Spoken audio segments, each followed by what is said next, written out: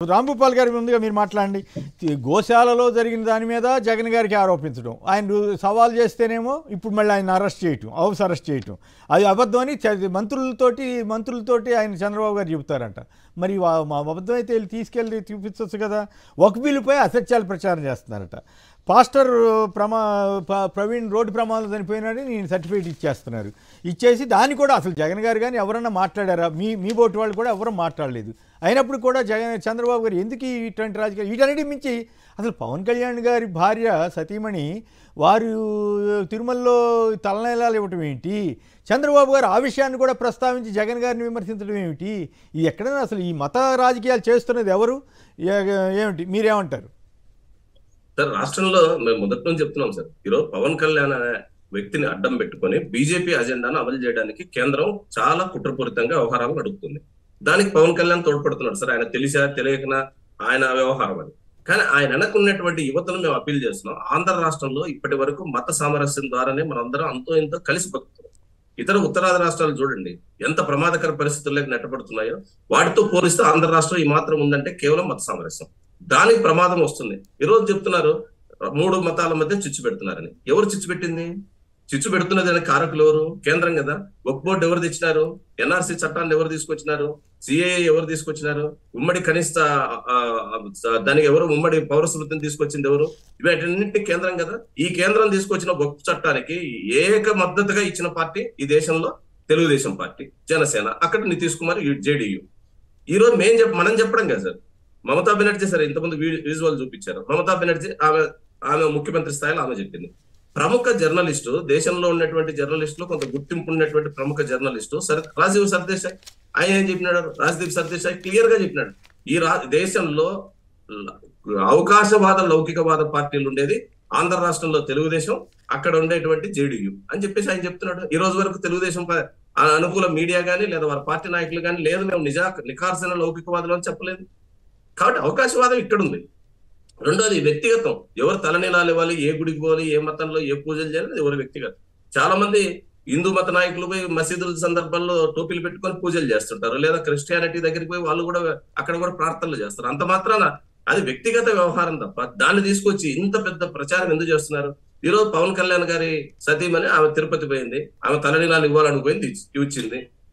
ఇచ్చిన విషయానికి ముఖ్యమంత్రి స్పందించాల్సినంత సీరియస్ మ్యాటర్ ఏముంది దీంట్లో? ఒక్కరే ఇస్తున్నారా?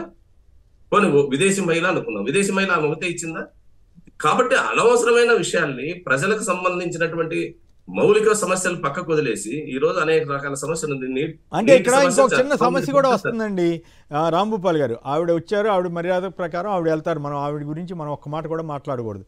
కానీ జనసేన పార్టీ వాళ్ళంట నేనైతే చూడలేదు, కానీ నేను ఏం పెద్దగా ఫాలో కాను, ఎందుకు వచ్చింది కూడా అని చూసి అనవసరం. కానీ ఆవిడ అడుగుపెట్టిన కాడి నుంచి చివరికి వెళ్ళేదాకా ప్రతి క్షణం ఫోటో తీయటం, అప్లోడ్ చేయటం. అంటే మరి జనసేన రాజకీయ ప్రయోజనాలకు వాడుకోవటం కాదు అది అసలు ఇదేం పద్ధతి? పాపం ఆవిడేమో అడుగుంటారు, అడగరు కదా. ఇప్పుడు రామకృష్ణ గారు డైరెక్ట్గా చెప్పేశాడు, సనాతనం కోసమే, సనాతనం అని అనిపించుకోవడం కోసమే పవన్ కళ్యాణ్ గారు భార్యతో గుండు కొట్టించారు అని చెప్పి అంటున్నారు. ఆ పరిస్థితి తెలుసుకోవాలి పవన్ కళ్యాణ్ గారు. ఎందుకు ఆ పరిస్థితి వచ్చిందంటే ఈ విజువల్స్ నిజంగా అంత ప్రయోజనం మీరు ఆమె తలనీలాలు ఇవ్వడాన్ని రాజకీయాలకు వాడుకోకపోతే ఎందుకని జనసేన అంత ట్రోల్ చేసింది? ముఖ్యమంత్రి ఎందుకు మాట్లాడుతున్నాడు అంటే ఖచ్చితంగా మీరు రాజకీయ ప్రయోజనానికి ఆమెను వాడుతున్నారు, ఆమె తలనీలాల్ని కూడా రాజకీయ ప్రయోజనానికి వాడినారని ఎవరైనా ఆలోచించాల్సి వస్తుంది. రెండో వైపు ఆంధ్ర రాష్ట్రంలో బీజేపీ ఈరోజు పెద్ద ఎత్తున గతంలో దేవాలయాలు అక్కడ రథాలు ఏవో కాలిపోతే దాన్ని ఎంత పెద్ద ఇష్యూ చేసింది? అవును, అనేక సంఘటనలు. మరి ఈరోజు తిరుపతి లడ్డు గురించి తెలుగుదేశం వాళ్ళు కూడా చేశారండి.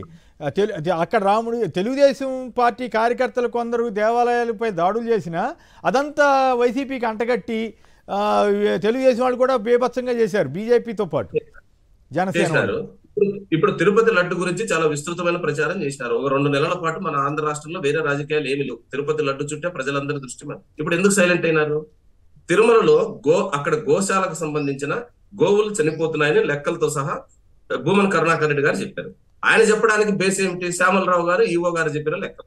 ఈవో గారు కూడా స్పష్టంగా ప్రకటించారు. ఇప్పుడు పాపం అటు కాకుండా ఈవోని ఇరికిచ్చేసినారు. ఈవో గారు చెప్పిన లెక్కల్ని కరెక్ట్ అని చెప్పలేడు చంద్రబాబు నాయుడు గారు, భూమన్ కరుణాకర్ రెడ్డి గారు చెప్పింది తప్పని చెప్పలేడు. అందుకనే ఓపెన్ ఛాలెంజ్ వాళ్ళ పార్టీ నాయకుడు ద్వారా ఏదో ఛాలెంజ్ చేయించినాడు. తీరా ఛాలెంజ్ చేసిన తర్వాత చర్చకు సిద్ధపడాలి కదా. ఒకవేళ భూమన్ కరుణాకర్ రెడ్డి గారు తప్పైతే ఆయన తీసుకుపోయి అనవసరంగా ప్రచారం చేసాము సున్నితమైన విషయాల్లోనే ఆయన మీద యాక్షన్ తీసుకోండి. చాలా మంది మీద తీసుకుంటున్నారు కదా, సోషల్ మీడియాలో పోస్ట్ పెడితేనే అరెస్టులు చేస్తున్నారు కదా.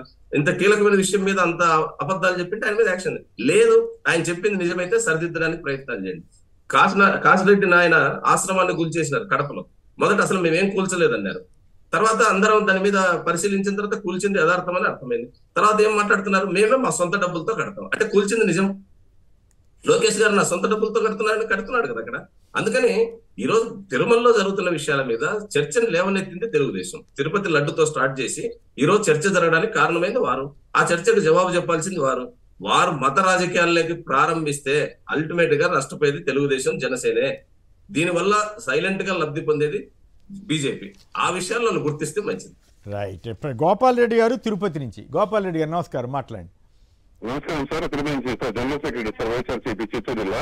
ఓకే. ఇక్కడ తిరుపతిలో చూస్తుంటే చాలా భయానకమైన వాతావరణం సార్. ఇప్పుడు బాధ్యత గల టీడీపీ ఆంధ్రప్రదేశ్ అధ్యక్షుడు ఆయన శ్రీనివాసులు గారు మాట్లాడుతూ ఒక ఛాలెంజ్ ఇచ్చారు సార్ భూమన్ కరుణాకర్, నేను వస్తున్నాను మీరు వస్తారా అని.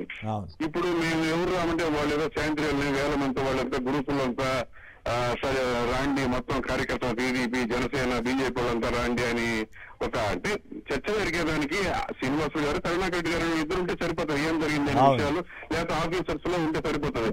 వాళ్ళ కార్యకర్తలు రమ్మని ఈయన నిర్బంధించేస్తున్నారు. ఇంటికాడ నుంచి రాత్రి నుంచి వందల పోలీసు వాళ్ళంతా వచ్చేసి ఇంటి నుంచి బయటకు రానికుండా ఉన్నారు. మరి అప్పుడు అటువంటిప్పుడు అది ప్రభుత్వం తరఫున సవాల్ చేయడం ఎందుకు? మరి కరుణాకర్ రెడ్డి గారు వచ్చే అయ్యా మేము ఎవరు ఇస్తాము ఏం జరిగిందని మాట్లాడుతూ ఉంటే వాళ్ళు అందరూ ఇక అసలు కరుణాకర్ చుట్టూ 1 కిలోమీటర్ చుట్టూ ఎక్కడ నుంచి ఆటోల మీద దాన్ని బట్టి అర్థమవుతుంది కదా చంద్రబాబు గారి మత రాజకీయం. చంద్రబాబు గారు అబద్ధాలు చెప్పారా, కరుణాకర్ రెడ్డి గారు అబద్ధాలు చెప్పారా అనేది తేలిపోతుంది కదా.